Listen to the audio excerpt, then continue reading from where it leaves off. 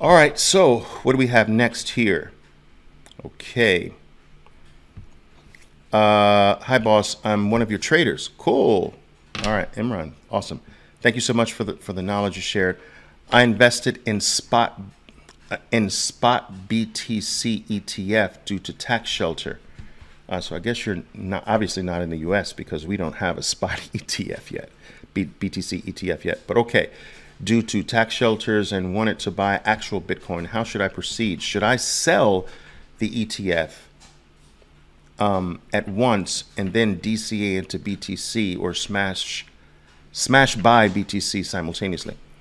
Well, if your BTC ETF is in a tax shelter, that has a benefit as well. It's not actual ownership of BTC, which, you know, is the downside part of that. But the tax shelter aspect of it is also valuable. So, you know, you have to weigh those two things. Whenever I'm conflicted between two possibly decent things, I split the baby. I play Solomon's wisdom. All right, you guys know the story of Solomon, where, you know, two mothers brought one child to Solomon, each one claiming ownership, motherhood of the child. One claimed that, no, I gave birth to this child. The other claimed that, no, this woman's child died at birth and in her grief stole my child in the wee hours of the night, in the darkness of the night, and now claims my child is hers. And so Solomon, in all his wisdom, instructed his, I guess, his guard or whatever. He says, okay, look, just lay the baby here. What I'm going to do is we're going to divide the baby in half, and we're going to give, since we have no way of understanding who is telling the truth, we're going to give half of the baby to this woman and half of the baby to the other woman. And instantly, one of the women said, no, please, it's hers. And then he instructed the same guy with the sword to say, that's the mother. The real mother would never want that. All right, boom. So in this scenario, I say split the baby. Keep your ETF. Don't contribute more, but now start working on dollar cost averaging into freedom. Bitcoin is freedom. It is not the same when you have a paper version of Bitcoin. Do you understand? The paper version of Bitcoin is just to earn fiat currency, which is what Bitcoin came into existence to free us from. So you can't just have the paper versions. I still know that we live in a fiat-based world, so there's nothing wrong with having some fiat activity, but you can't do that at the expense of owning the physical asset. Bitcoin is a bearer asset, and to not bear it is to actually strip Bitcoin of the vast majority of the benefits that it offers. All right, a bearer asset that is in the hands of someone else, that's a freaking oxymoron. That's against the rules, guys. You can't do that. The same way I tell this about my traders, I try to get them, do not keep your Bitcoin on any exchange. I don't care how secure you think the exchange is. That's not the point. It's a freaking bearer asset, and you don't have a bearer asset in the hands of someone else. Because if an asset is truly a bearer asset, he who bears it owns it. So no matter what is basically said, if you don't hold Bitcoin and the keys that unlock that Bitcoin, if it's not your keys, if the keys aren't in your possession, you don't legally own Bitcoin. It is an IOU. The same way in America, when you put money into the bank, that money is not yours. People don't understand this. Read the fine print on a savings account or a checking account. Whenever you put your money into a checking account or a savings account, it becomes an IOU to you, but it is not yours. This is why they don't need your permission to do anything they want with your money. All right? It is not a bearer asset. Money, fiat, is a bearer asset as well. Once it's in your possession, it is truly yours. But when it is not in your possession, it is not yours. Bitcoin If it's in your possession, it's yours. If it's on Coinbase, it's Coinbase's. They just owe you. But what if one day they decide not to? Or what if some black swan event takes them out? You're going to lose your Bitcoin. Empower yourself with this asset. You become empowered by possessing it. Do you understand? Don't keep your stuff on exchanges. Don't do that. And don't just focus on paper. All right, this is the most pristine asset in the world. You don't change it for paper. Paper is what we're trying to get away from, no? All right, cool. All right, what else, guys? I should be looking at you, by the way. I'm not looking at you. All right, man, I love these things, guys. I love these things. All right, so what's next here? Tanita is asking, hey, Oliver, what do you think will happen with a layer 2 of Bitcoin? Do you think it will happen? Do you think it will affect BTC in a bad way or in a good way if it does happen? Well, Tanita, let me break some news to you. It has happened.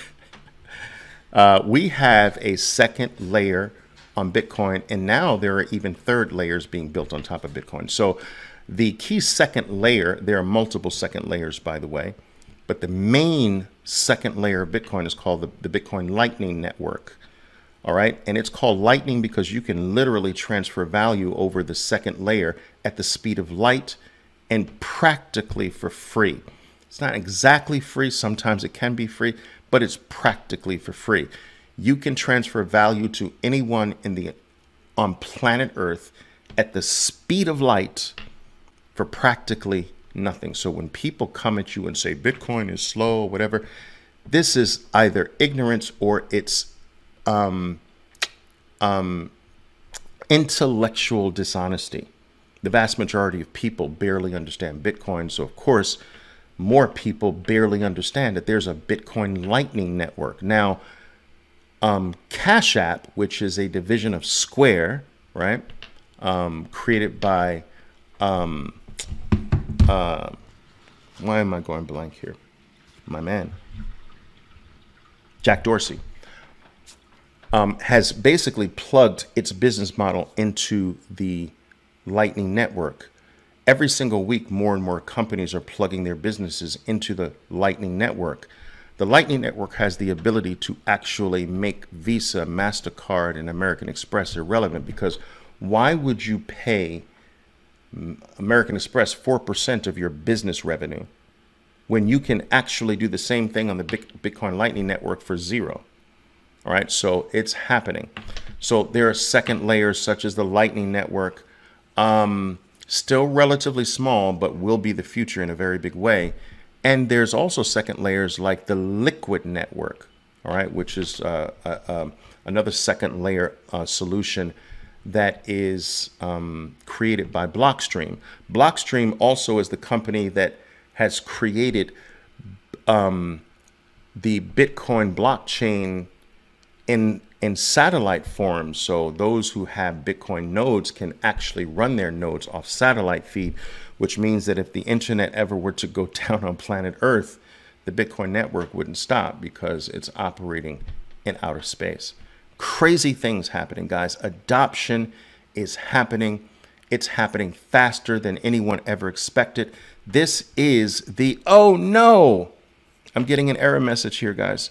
I'm getting an error message that my data is not good here.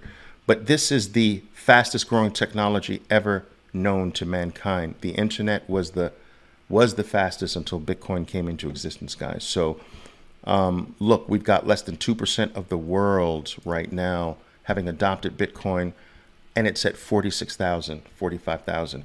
Imagine when 4% of the world has adopted, or 10% of the world has adopted, or 20%. Where is this going to be?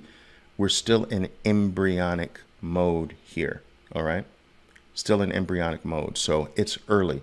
Don't let price fool you. Focus on age. Focus on Michael Jordan at 13 years old. Do you understand? It's a baby. Focus on Tiger Woods at 13 years old. It's a baby. Do you understand this? It's not, the price can't be used as a judgment factor because even this price is a baby price. All right. It's the only thing that has ever come into existence that has given the human race provable scarcity, and it has even gone beyond provable scarcity. We've never had provable scarcity. We've been told things are scarce, like gold. But what about under the oceans? We haven't started drilling there. What about in certain mountains? We haven't started drilling in certain mountains. What about in the asteroids? We haven't started investigating there. And we know gold's in the asteroids. And so it's not provable scarcity. We have provable scarcity for the first time in the human race. And Bitcoin has gone beyond even provable scarcity. It's the only thing finite in the human experience. Think about that. It's the only asset available to the human race that is absolutely, provably finite. We don't have that. Now, what's interesting about this, guys, I got a comment from someone the other day who said, Oliver, I never really understood this concept about scarcity. Like, I don't get it, and I don't think it's a valid concept. Why would scarcity create value in anything? Like, why do we need scarcity for something to be valuable? And I'm like, well, basic supply demand metrics, economics 101. Where did you go to school? All right. But anyway, no. So I kindly explained it to this person. I said, look, take a look at this. All right. Bitcoin is the scarcest asset on planet Earth. Its unit price is 46,000, 45,000. All right. The next scarcest thing, not as scarce, but still scarce. The second most scarcest asset on planet Earth is gold. Its unit price is 1,800. Wait a minute. 46,000, 1,800. That's a wide difference. Let's keep going. There's a third scarcest asset. There's a third asset that is not as scarce as gold, but is still useful. Silver. Silver's unit price is $25 a unit. So 46,000, 1,900, let's say, for gold, and 25,000 for silver. All right. What's not as scarce as silver is copper. Copper is $4 per unit. What's not as scarce as copper is water. You can buy, I think the national average price of a bottle of water in the United States is $1.17. So let's call it $1. $1. So check this out. The scarcest asset is 46,000, 45,000 a unit. The next scarcest is $1,900 a unit. Then the next scarcest is $25 a unit. The less scarcest is $4 a unit. Water's $1 a unit. And air is free. And so we have always been a species that goes after resources. And throughout the Earth's history, whatever species was the best at grabbing resources, whether through violence, war, or technology, all right? Whichever was the best at grabbing limited resources won, okay? And so life itself is nothing more than going after limited resources. There's a limited amount of value in the world, and there's a race of 8 billion people after that value. There's a limited amount of talent, and there's a race for the limited amount of talent. There's a limited amount of land. There's a race for the limited amount of land. There's a limited amount of Picassos. There's a race for the limited amount of Picassos. There's a limited amount of beachfront property, and there's a race for the beachfront property. And there's a freaking limited amount of Bitcoin, and there's an increasingly hot contested race for Bitcoin. Simple. All right. Luis is asking, Oliver, what are your thoughts on the Russian ruble based on gold? I think what Luis is asking is, what do I think about the Russian ruble being backed by gold? I think that ultimately this fiat currency experiment is going to end one day. And in the grand scheme of history, it's a very small history. It's a very small period of time where the world has been playing around with this notion that currency doesn't have to be backed by something real, that it can just be randomly controlled by a few people in government and it can be printed at will. Like, this is a relatively new phenomenon in the multi-thousand-year history of money. Do you understand? And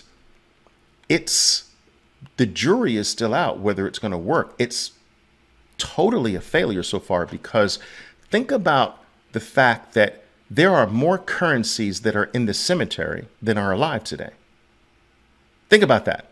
Do you see any Roman denarius floating around in circulation today? All right. You don't see any Chinese coins either. I mean, they were the first. I think the Chinese were the first to create fiat currency, and they were the first to create coinage, which is very fascinating to me. But anyway, so there are more currencies, and especially fiat currencies, that have gone to zero and don't exist anymore than there are currencies that exist today. So that's not a successful experiment, would you think? The US dollar has lost 98% of its value since the year 1913. That's not a success, no matter how you look at it. The thing is that other currencies have just gone to zero faster. All right, the dollar goes to zero for a variety of reasons, slower, but every currency is in a race towards zero. All of them, and all of them are destined for zero.